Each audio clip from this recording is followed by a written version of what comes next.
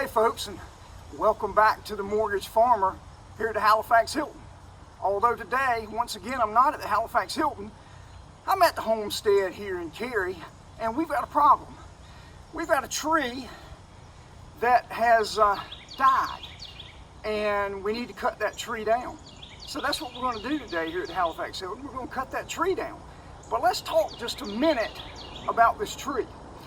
So this tree was alive, and if a natural disaster came and caused that tree to fall, then wherever it falls, if it falls onto someone else's property, while it's sad, it's that property owner's responsibility to take care of whatever happens on their part of the property. However, if a tree is dead or diseased and it falls, it is the owner of the tree's responsibility for those damages, because it is deemed that it was their responsibility to look after the tree.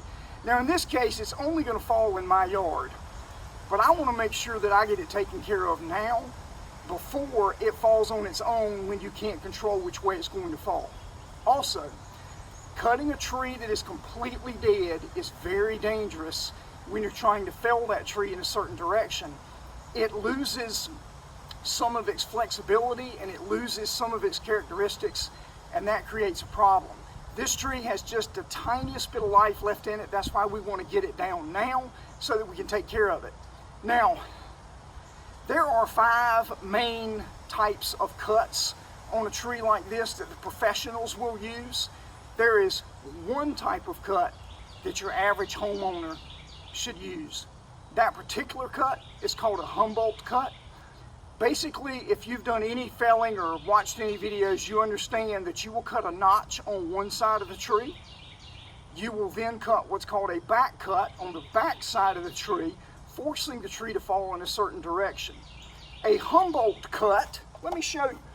A humbolt cut is when you come in and you cut upwards. Let's do it from this angle so you can see it. You're going to cut upwards on this tree like this, and then you will come across here and you will create your notch going this way. The reason for that is when this tree starts to fall, you want your notch angled downward so that when it falls, it slides down. I've seen people try to do this cut before, and it's actually called a conventional cut, where you come in this way and then come back out this way. If you do that, you are running the risk of having that tree, when it starts to fall and break free in the middle, kick back that way, and that's dangerous, and we're going to avoid that. I'll talk after we cut the tree down a little bit more about the types of other cuts that there are, but for now, let's go ahead and get to it. I have a safety rope on this particular tree. I am 95% sure of exactly where it's going to fall, but there's no reason to take any chances when you're this close to your house. So stick with me as we take this tree down, and then we'll chop it up, we'll turn it into firewood, and all will be good. Hang with me.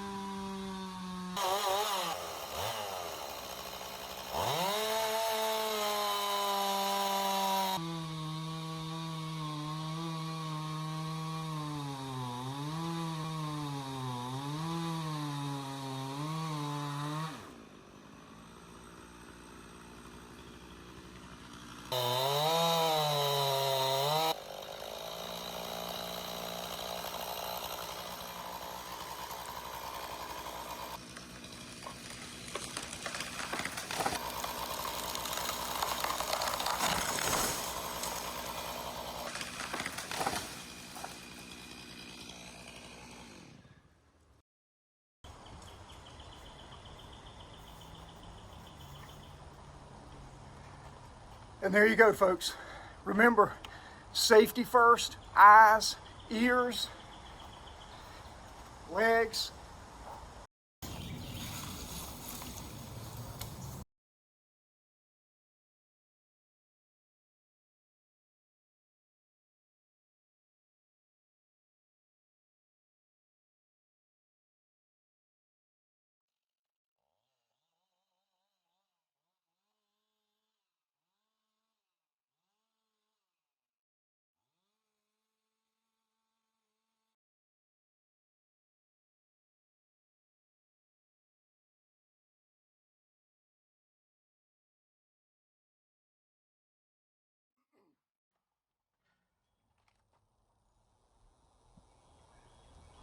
Okay, so I mentioned that there were a bunch of different types of cuts, and I told you on the one that I was cutting just now that I was going to use a humbolt. So here's what a humbolt looks like. If this is where you're going to put your face cut, right here, a humbolt cut, you come up here and then you come across here. One thing to note, whatever the diameter of your tree, you want your cut coming in to be no more than 35% the diameter of the cut, typically 30%. So somewhere in the vicinity of 1/3. That sounds counterintuitive, but that's the way that it works, and we'll talk about that again in a minute. So this is a humbolt cut, where you come up from the bottom and then you make your cut in, and then when you make, and this, by the way, this is called a face cut, so, or a notch. Those things are basically used interchangeably. So then what you're going to do is you're going to come across on the opposite side of the tree. You're going to want to be approximately an inch above the line that you cut in on this side. You're going to want to be about an inch across, and you're going to want to come across here slowly, slowly, slowly. If you have to put a wedge in here, you can certainly do that, but if you come across really slowly, what happens is this material right in here on the tree is what's called the hinge, and that material will be left, and right up until a certain point, that will be what's holding the tree up, and it does a good job on a live tree of holding it. As you see, when we fell this tree, it falls very slowly, and it does exactly what we want it to do. The bottom piece of the tree here will fall first, and it will come across, and it will follow this hinge down, and it will drop right beside the base of the stump, and it will usually hit the ground first, followed by the top of the tree, which will come in immediately thereafter.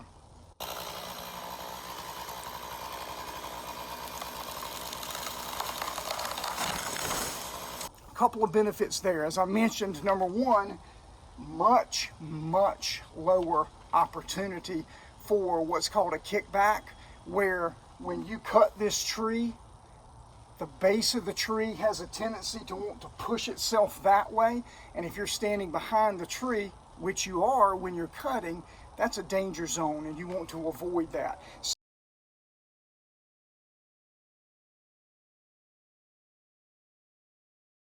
So the humbolt cut will do that. It will also gently place the tree down, because the base of the tree will almost always hit the ground first, and it's like a soft fall. And you'll see that as this tree falls, you will see that we will have a soft fall, and everything will be taken care of. Okay, so that's a humbolt. Let's look now at the other common type of cut, and that's what's typically called a conventional cut. There's two ways that you can do a conventional cut. The first way would be that you make a notch, a V, like that. That's often used, that's not the more popular one. The more popular one of a conventional cut is where you come across with your notch, and then you go up at an angle in that direction, remembering that you want to cut no more than 30 to 35, we'll call it a third, through the diameter of the tree. Now, when you do that, when you're coming in from this side, where do you go? Because if you go up an inch, you're already into this notch cut here. Basically, in this situation, same thing, you're going to go approximately an inch across and come in from that angle.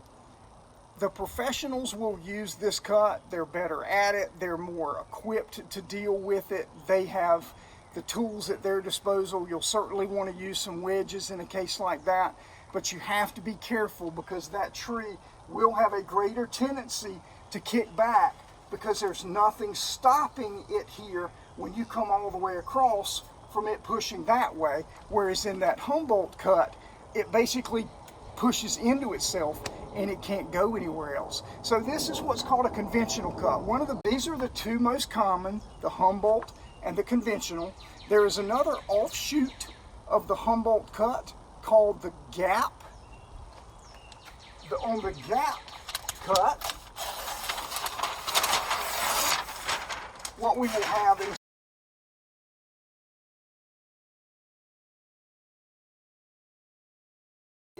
it's almost exactly like a Humboldt, with the only caveat being here, you go up again no more than 30%. But in this particular case, when you're cutting your notch, you're going to leave approximately 2 inches and you're going to come in above it. Can you guys see that okay? So we've got an area here that's going to be approximately 2 inches, and that's called a gap cut.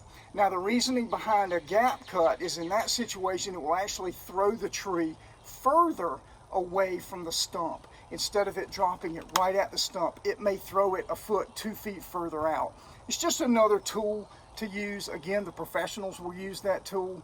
They will go forward with that. There's another cut that's called the plunge cut or the bore cut. And in a situation like that, once you've cut your notch, whether it be a Humboldt or a gap, you will come in, instead of coming in from the back and making your cut against the back that way, you will actually come into the tree here, and you will put your saw blade right in there, and you will plunge your saw blade through the tree, leaving our typical hinge wood, but you also in that case leave something across the back which is called the back strap.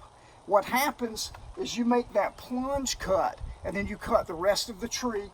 You leave about 2 inches of hinge and you leave about 10% of the tree, whatever that is. If it's a 20-inch tree, then your back strap would be 2 inches, that's 10%. You plunge all the way through, and in that situation, all you have to cut is that strap, that little 2-inch strap. And with a good sharp saw blade and a strong saw, you can cut that strap in probably a half a second, 1 second at the worst. And that tree is going to, as soon as that strap is cut, all of that pressure is built up on that strap, and you cut that strap and the tree will fall immediately. Again, not something that your typical homeowner will want to do, but it's certainly something that the professionals do.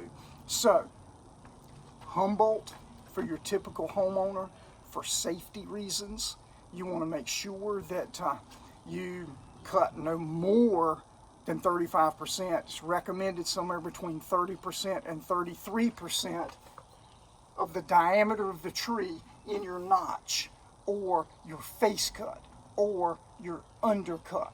Those three things are all interchangeable.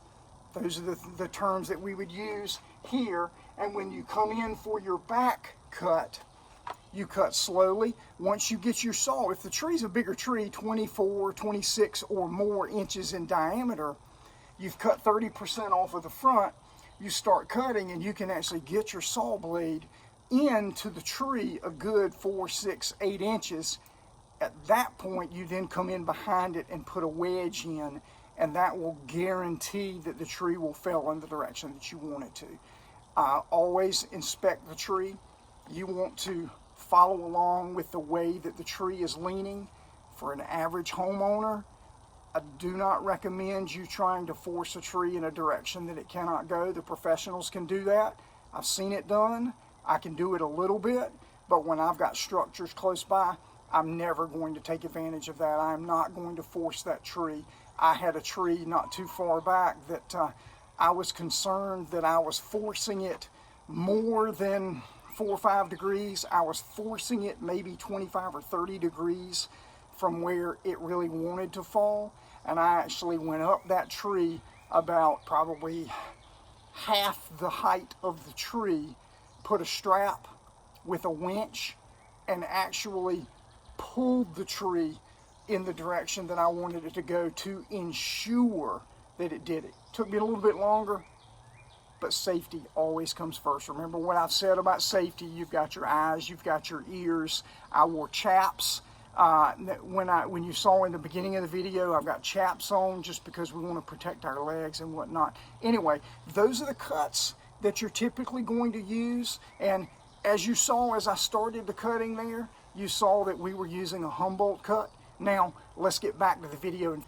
So, we've finished cleaning up here. I didn't really want to video that. I didn't think you would get any joy out of watching me cut the tops out of that tree, load it onto my trailer, and haul it to the local yard waste center. So I took 2 loads to the yard waste center and came back and we cut up the trunk of the tree. You can see it sitting back here behind me. We finished all of that up. So basically I have cut this down to maybe a foot off the ground. I will come back in and probably cut that off just about level with the ground.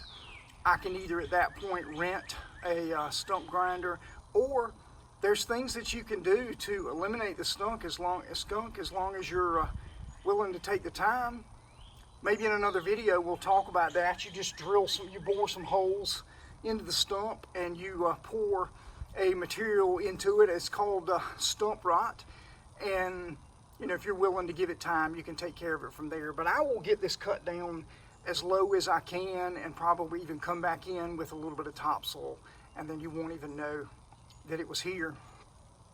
One thing when you're working with chainsaws, one of the most important things that you can do to help with the safety aspect is make sure that you have a sharp chain on the chainsaw that you're using. A dull chain will make the event miserable for you, but it also makes it more dangerous. So a good sharp chain. A rule of thumb would be for you to go ahead and get yourself a file, whether you use the individual file and not the guide, or a file with a guide. Go ahead and pick one of these up. And a good rule of thumb is to take 4 or 5 minutes after each full tank of gas and quickly run over it and dress that chain just a little bit so that it stays sharp. If you ever hit it into the dirt, you need to stop what you're doing and go ahead and get your file out and dress that chain at that point, because you have, the moment you've hit the dirt, you've dulled the chain. And that's just going to make your, whatever your project is, it'll just make it easier if you use a good sharp chain. So here's what we did today. We had a tree that was dead or was dying. We'd already talked about that. We took our safety precautions. I actually had a neighbor, you'll see it in the video, that I had a neighbor come over that was willing to help me. Mr. Mortgage Farmer next door came over and helped me make absolutely certain that we dropped the tree where we wanted it. And you can't see it right now. I'll turn the video in a moment, but I had planted a string of new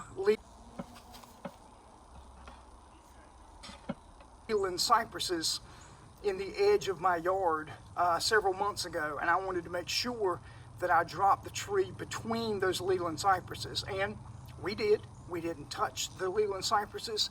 The reason that I had the neighbor there is it's always good when you're doing something like this to have a spotter, but we had that strap up and ready just in case he needed to nudge on it to make sure that the tree fell where we wanted it. But we put our notch in and we looked. As you'll notice, you saw me stopping and looking forward to make sure that our notch was going exactly where we wanted it.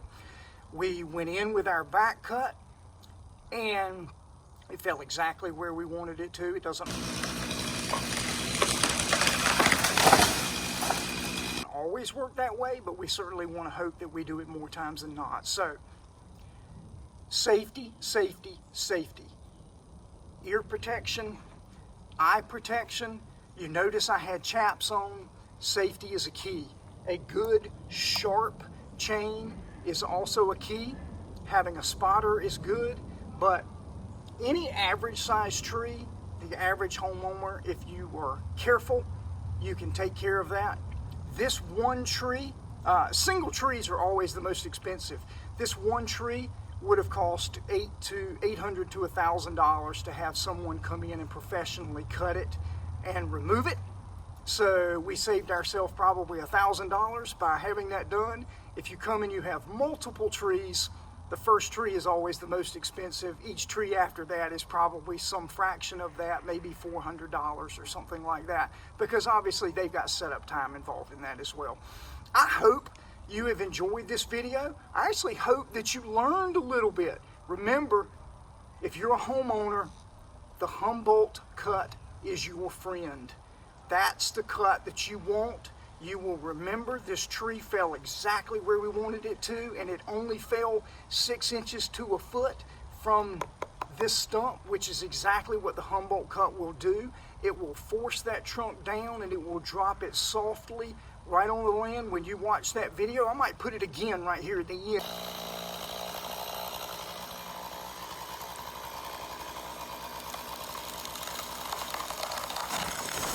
and where you can see how softly that tree came down because of that Humboldt cut. I hope you will like this video. I hope that you will hit that subscribe button down there in the corner. We survive on traffic, and the more subscribers we have, the better. I hope that you've enjoyed this. I hope you come back and visit us again right here on the Mortgage Farmer at the Halifax Hilton.